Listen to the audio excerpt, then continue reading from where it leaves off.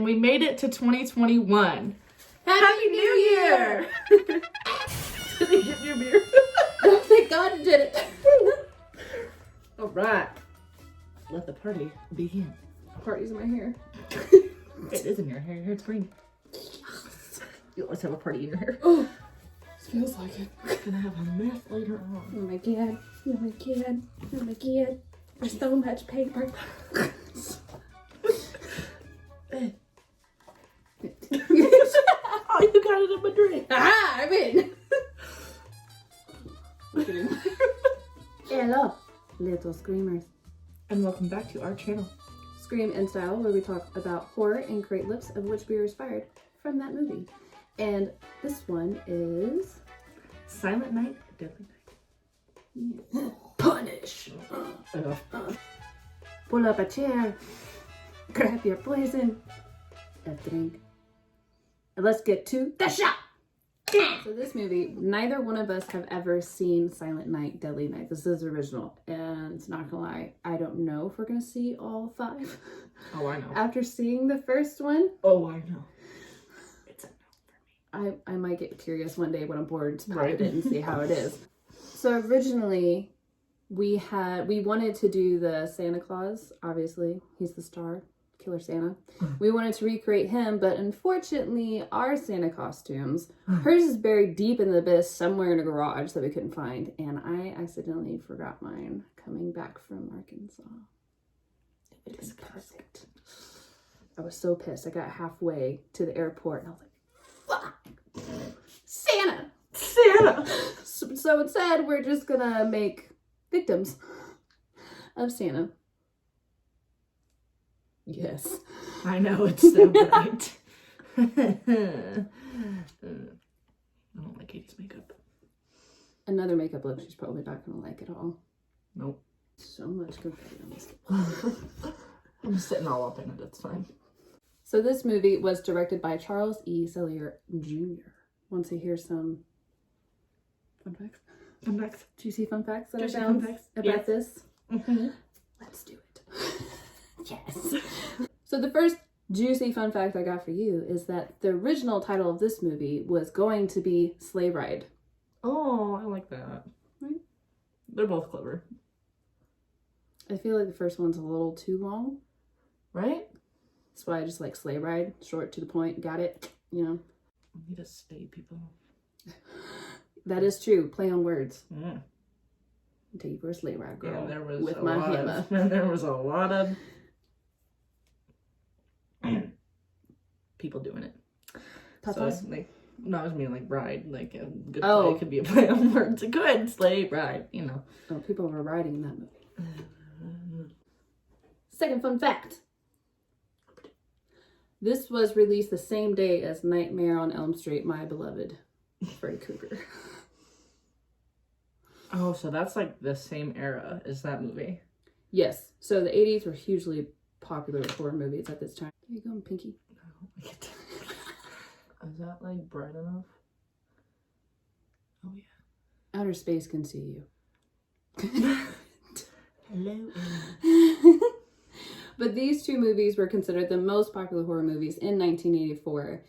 And actually, Deadly Night outperformed Freddy in the box office of $2.5 million. Whoa. That's too much money. What to have? No. Just that it shouldn't have made that much money. It is the 80s, so you gotta remember that. True. Fine. It wasn't too bad for an 80s film. You know, I'm not gonna comment. But wait. Just gonna hold it all in until the end of the video and just really tell you how she feels. Explode. But it was short-lived because of the controversy. Plus, Silent Night was in more movie theaters and more places than Nightmare on Elm Street, so it kind of had a leg up, even when it came out the gate. Fun fact number 3.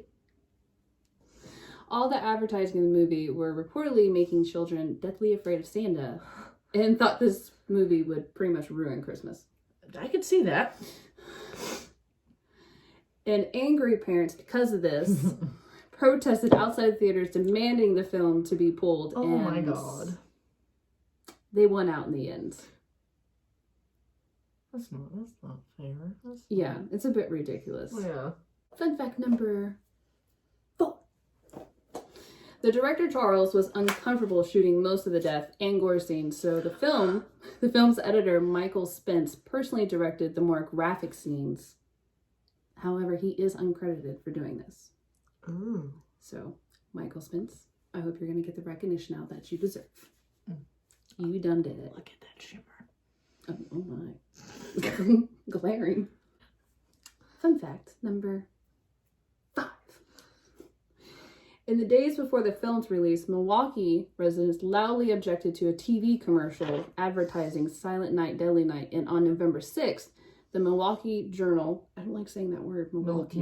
Milwaukee? That's a... It sounds like it shouldn't be coming out of my mouth. Milwaukee. That's in, it's a place, right? Yes. Where is that? Washington? No. Well, where? Milwaukee, Wisconsin? Milwaukee... I don't know. We're going to have to Google this. On November 6th, the Milwaukee Journal... See what happens? I don't like saying Milwaukee Journal. Drake. But it ran on a front page story about local calls for a boycott of the slasher film. And the ad was absolutely disgusting, said Kathleen Urbanhart, who formed a group called Citizens Against Movie Madness that picked Milwaukee theaters showing the movie. As well, there is a spiteful review in full on YouTube from Gene Siskel and Roger Everbert. They say the filmmaker... Thanksgiving's over. Quit being a turkey.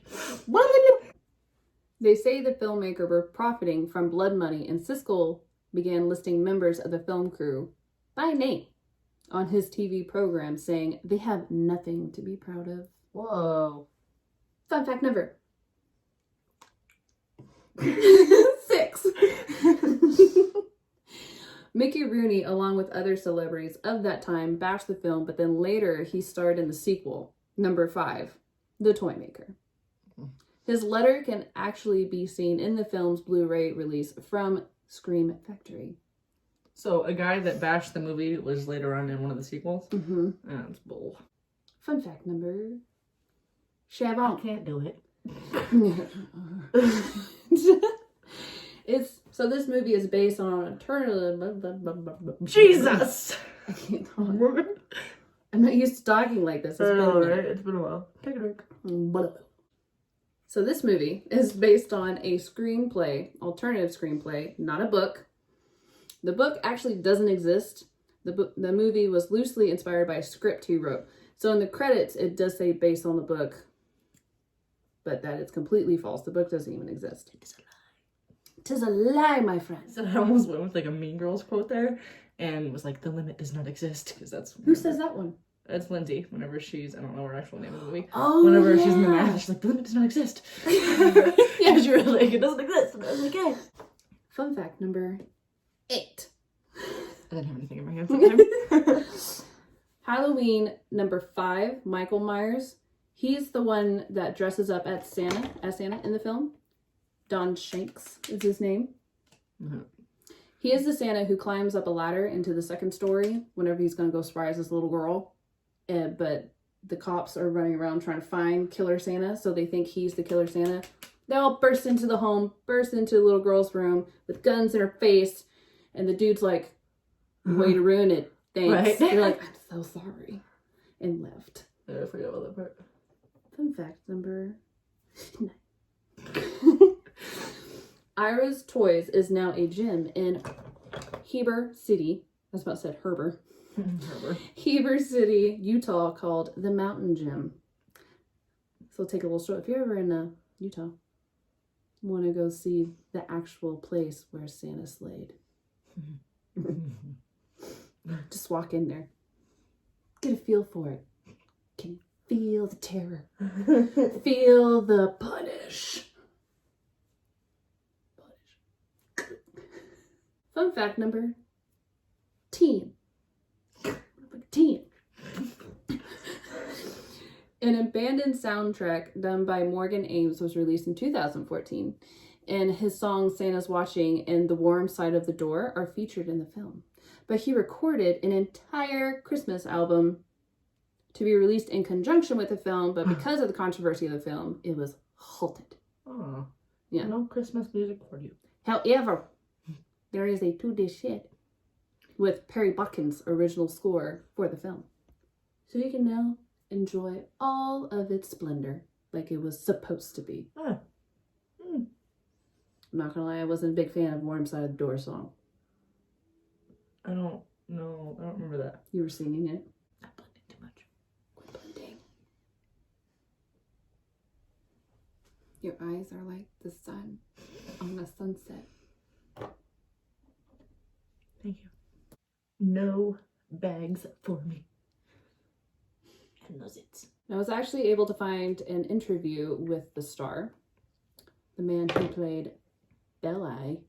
So this was his first film ever. Ah. And he was discovered in Palm Springs while on spring break with his girlfriend. And a guy approached him asking him if he was an actor. And he said, you know, I told him I wasn't, and I kind of wanted to push on with the evening because we just finished dinner, you know. Oh. But he was persistent. He convinced me that he was legitimate and gave me his business card. Within a short period of time, I had pictures and a resume, and I was going on auditions. Oh my. He was off. To see the wizard. I see the wizard. Wonderful wizard. Wilson goes to continue on. He says, you know, I really loved it. I just didn't know how to do it in the beginning. However, he was just worried about nailing the audition. And he said, I hadn't done many auditions. Definitely not like that. Yeah. Plus, he wasn't a horror buff. He said, I'm still not up to speed with what's cool. He said, people ask me if I've seen certain movies and I'm embarrassed. I love sports. I record games. When it comes to films and TV and horror, I'm the dumb guy in the room. Oh. I was like, you're not dumb. You good. You okay, Billy? You okay. You okay? He says about his fateful Silent Night, Deadly Night audition with this. He said, I asked the casting director, Stan Z. Stokes, and she said, just be natural. Don't try to do anything crazy. How do you be natural and audition to be a murderer? It's a talent. It's a skill. Apparently a skill that he had. He had something. But he said, I'll tell you the truth. A lot of the actors that come in to read for this film behave in a strange kind of menacing manner. Just be you. I didn't have any ability to do some of the techniques that allow you to go deeper into different characters. I was just being me and being as honest as I could be. Oh. Ooh. I know. I know. Using our Athena. I can't even say it. Say it right. Athena, you can be valid. Yes. Getting that electric blue look. I know. It's an electric eel.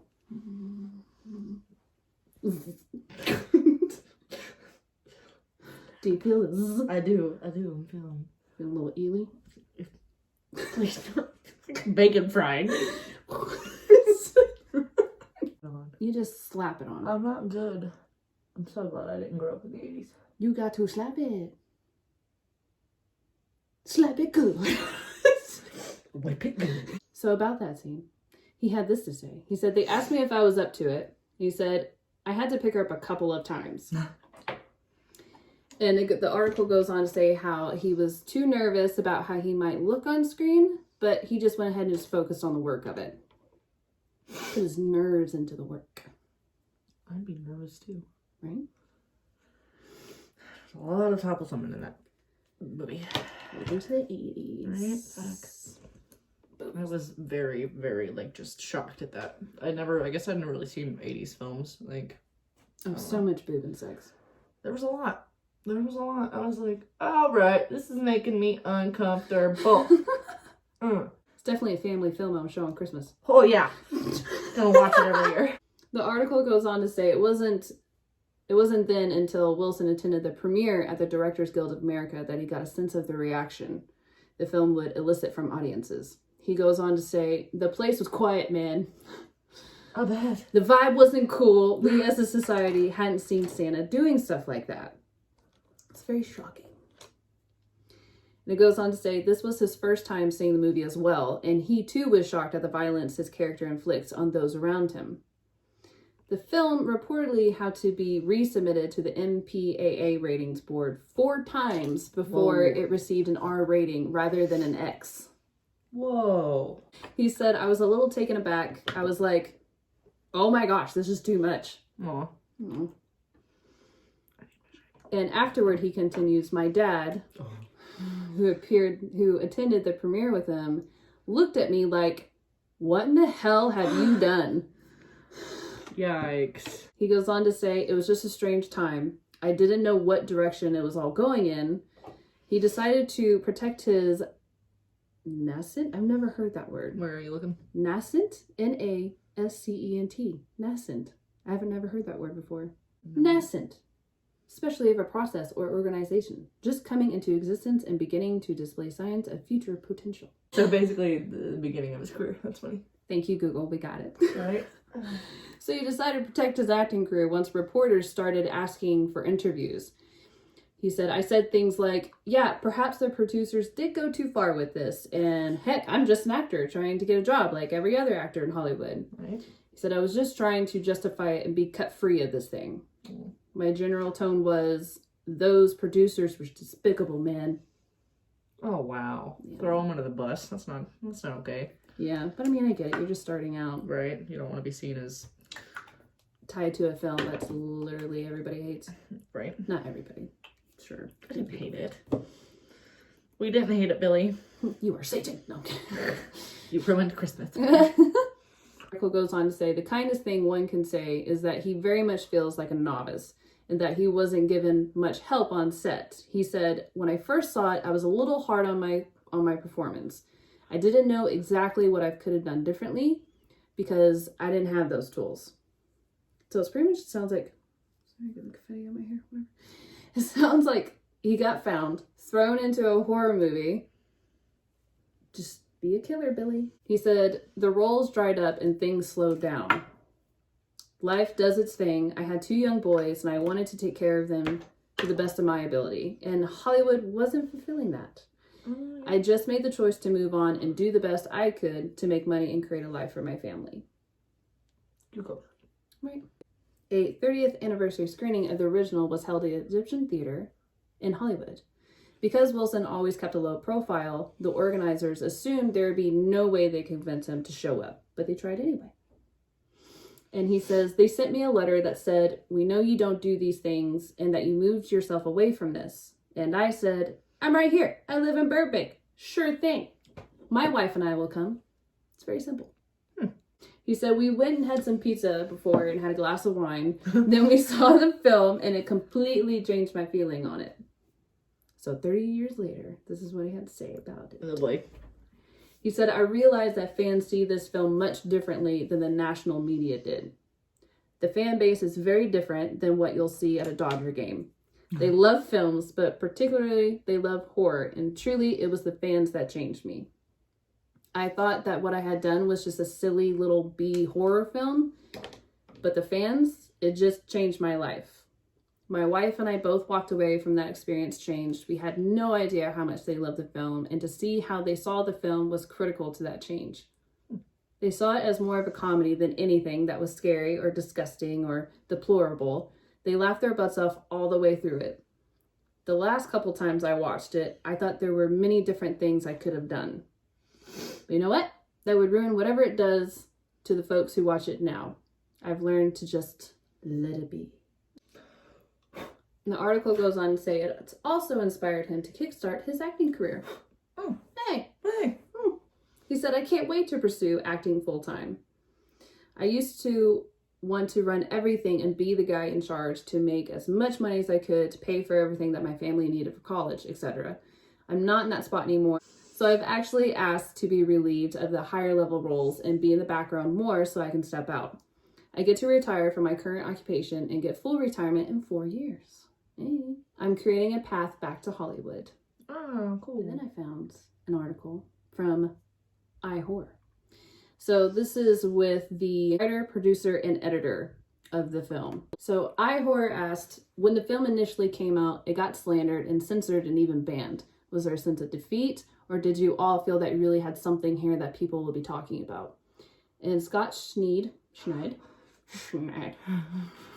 It's just me.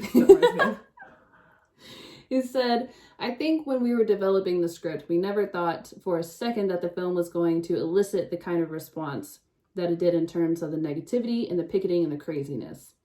My producing partner, Dennis Whitehead, and I thought in the beginning that the concept was very commercial. Oh, what happened? What did I do? I got mascara on my eyelid. Oh, it's a little thing. It's fine. It's a little dab dab. Dip it. Or what? No. Dab dab. Oh no. I'm having a hard time. Ma'am. Way to screw the pooch. All right. There we go. Now we're back in business. Okay, proceed. So him and Dennis thought in the beginning that the concept was very commercial. Coming off of the first Halloween and Friday the 13th, there were just an incredible number of teenage horror films being made, and no one made a movie like Silent Night, Deadly Night at that point. We thought there was a tremendous commercial potential for it, as well as it for it to be a franchise that would spawn multiple sequels. I mean, they weren't wrong. There's like 6 of them or 5. Something like that. He goes on to say, we did not see this fury erupting. We did not see it while we were developing the script, nor did we see it when the script was finished, so we were quite surprised. And Michael Spence goes on to say, it was kind of an over-the-top response inspired by religion. Oh. Woman! What are you doing? I know you hate the makeup, but damn! I poked myself in the eye. Was it the religion part? Did it get you? It got me. Punished. I deserve to be punished. Fucking miracle. Hold on, let me get my Christmas lights. Take a drink, you're so sad. Just a blooping. What? Blooping. What's a blooping? I don't know, it feels right coming out of my mouth out blooping. Blooping. It feels right coming out of her mouth. There's like 6 chins just then. Just a blooping.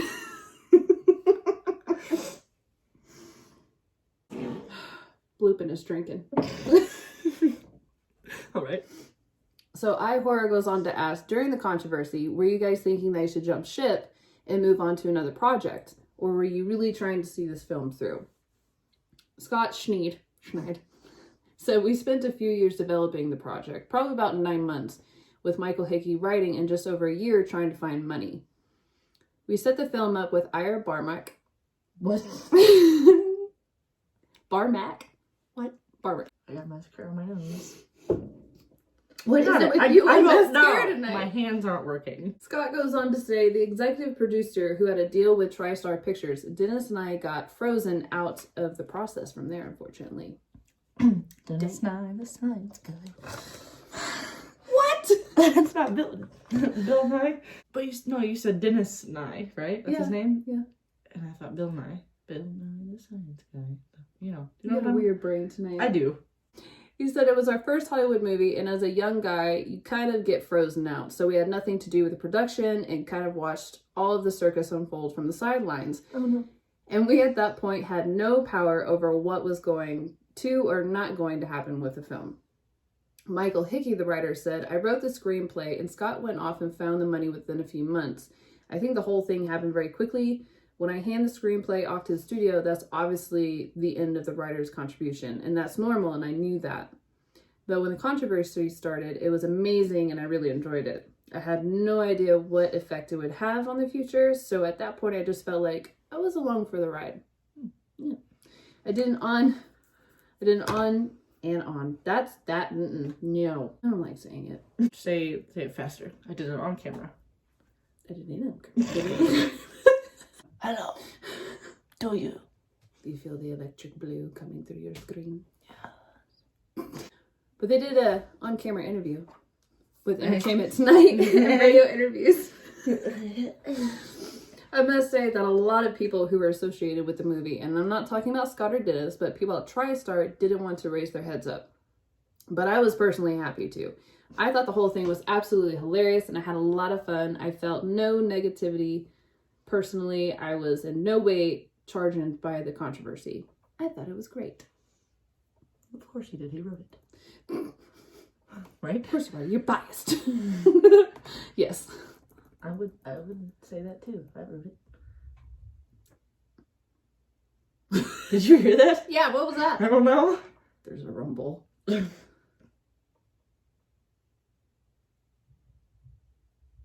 rose such glitter. If I hear punish, I am pouring my beer in front of his face. And then taking that lamp. Punish! I'll just throw my jar of cream at him. It's glass, it's heavy. You're gonna throw whatever is in your hand and it's gonna be an eyeshadow palette. But iHorror went on to ask, despite the initial negativity from Hollywood almost 30 years later, the film is still praised by horror fans. How does it feel to have the film coming back out in theaters and celebrated? Michael Hickey said, "You okay?" I'm sorry, I'm just hearing shit now. Michael Hickey answers, the film was very much an independent film. It only seemed like it had a Hollywood push behind it because TriStar picked it up for distribution. Scott Schneid said, yeah, so when the film came out... Sorry. Schneid. Said, yeah, so when the film came out, it was caught up in this storm of craziness. I think lost in all, yeah. What? I don't know, things are messing with me. Words are messing with my brain. Oh, is that higher? Can you take me higher? I don't want to get it straight. To my brow of Creep. I'm done. I'm done with you. Bitch, if you get that in my beer. Billy, keep your ass downstairs. He's got lights. We have so many lights in We the do. house. We're going to die by Christmas lights. It's the best way for you, actually, now that I think about it. Mm-hmm. Yeah. What? Yeah. You're right. We don't have any of those in our house. So we're good. No. And we're not topless. That's true. He's not gonna come kill us. Nice try, 80s. You may get the face, but you ain't getting the tatas. No one's having sex here tonight, so no one's dying. That went so far. Ooh, girl. He goes to say, I think Lost in All, that it's actually a good screenplay. It's not your typical low-budget slasher formula, slasher 101. That's not. I've never seen anything like this. Yeah. I will give them that. There was something more to this movie. It was a little bit better from a story standpoint, and it had some dark humor, satirical humor, or black comedy, as Michael Hickey likes to call it. I think that's what is being appreciated now, 29 years later. If the movie just completely sucked, nobody is going to want to see it anymore, but it obviously doesn't, and I think that's why people want to see it still. Shut up. I can't get over your bangs. It will not look like this. It's fine. Just saying, higher the bang, greater the 80s look. Higher the hair, the closer you are to God. That's what they say. Longer some pink lips. As if this look wasn't crazy enough. Get that pink. This is like the color my mother wears. That is true. She does love her pink. Uh-huh. I hate pink. I can never pull it off. You wore it once. You wore this exact color once. And I didn't like it. Yes, you did. I'm just kidding. When did I wear that? I don't even remember wearing it. It was Christmas. Like, But I hope you guys enjoyed that. That was what I found for the movie and some juicy information for you. So now we go on to our thoughts and how we liked it and what our reactions were. If we didn't like it, all that good stuff. hiya, Bobby. Hi, Ken. Wanna go for a ride? Sure, Ken. Jump in. Okay, I'm done. I'm a Barbie girl. So when it comes to this movie, after I watched it, not gonna lie, it was boring. But I really liked the plot and the concept because they are right. It was something different from the 80s back then. Like even today when I saw it, I thought it was pretty cool.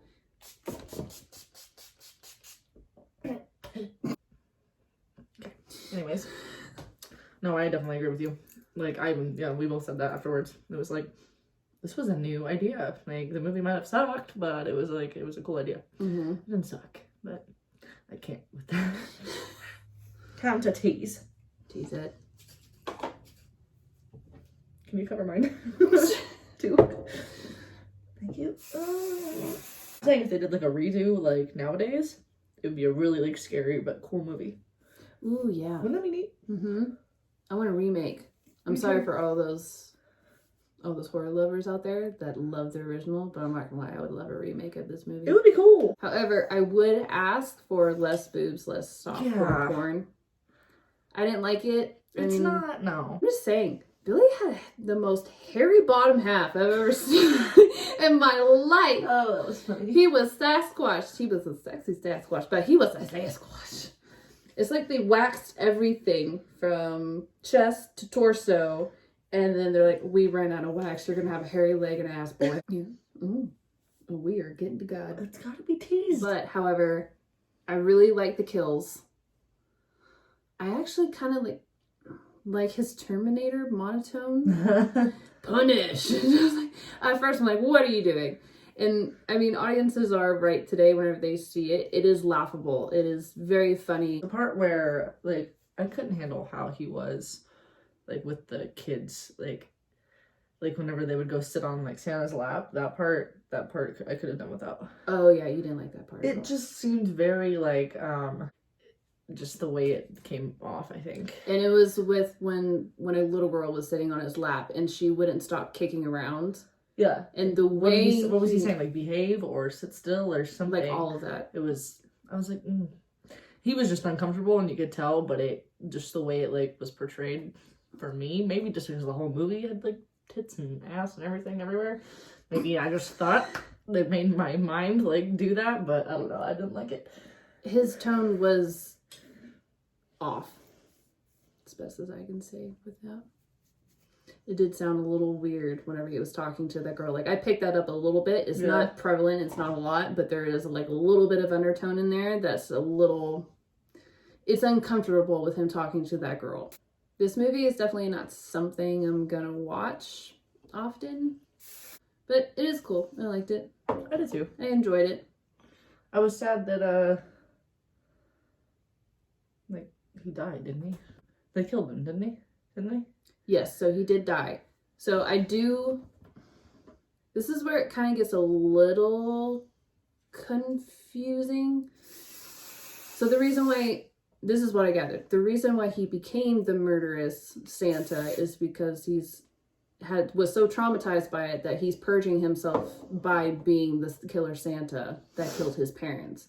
But at the end of the movie, whenever he dies, there's a little boy that stands in front of him and is portrayed as his spirit went into that little boy and he's now like the next killer Santa. Yeah. So it's just like, okay, so is he actually just like possessed? And then it goes, or I don't know. I think the concept of him purging himself is I don't know, like it doesn't mesh well with the ending. No, I agree. That makes sense with me blabbling, but whenever the little boy at the end was like, oh, I'm gonna be the next one, you're like, you don't expect that. Yeah. You think like, oh, okay, he's dead. That's an end now to that. There's an end. There's no more Killer Santa because the only reason he was the Killer Santa was because of his childhood trauma. Like, so I don't think it made sense either. Yeah, I do like that though. I do like how, it's a killer spirit and all that stuff. That's cool. So out of all the films so far, where would you place this one? Ooh. It's gonna be in the bottom. We only have 5, so 5 movies so far. Rocky Horror was probably my favorite. Then I'd go Krampus. Then either Evil Dead or this one. Yeah. I don't know, because I'd hated Suspiria. And what other one did we do? What was it? I'm pretty sure that's it. Yeah, Evil Dead and Suspiria's at the end. This one's either, I don't know. I think I liked Evil Dead better, honestly. So yeah, this one's number 4. What about you? Where would you put it? What would be your rating? How would you go? Definitely, I would say Rocky Horror first, just because it is so strange. And it's a musical. It's a musical. Yeah, that's just our thing. That's what we do. That's what we lack. So, Rocky Horror Picture Show, I would say Evil Dead. Yeah. It's just funny. Yeah, it's good. And then Krampus. And then Suspiria. Ooh, and this one. Whoa, okay. Original Suspiria, not the 2018 remake. Shall we turn you into I'm about to be Mother Superior. I was like, I don't want to know. I don't want to say her name if we're not supposed to. Oh no, we saying it. Oh, I've got to slit my throat. Let me slit your throat for you. Slit my throat. Can't believe people used to dress like this. Not dress, just wear their hair like this. Anyways, hi. And now, to our final looks. I still don't know where that is. It's right there.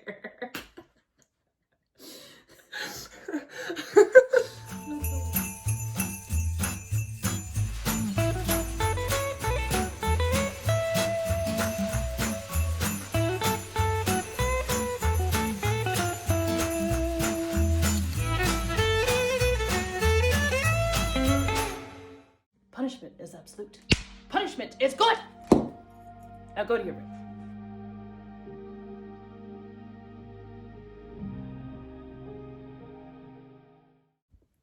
Now you go and cover up those titties. Go, cross compel, let go. Go, y'all perverts, perverted.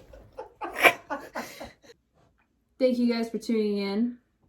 I hope you enjoyed our final looks. Make sure you subscribe and like and turn on that notification bell Dang, dang. so you can get our further video updates.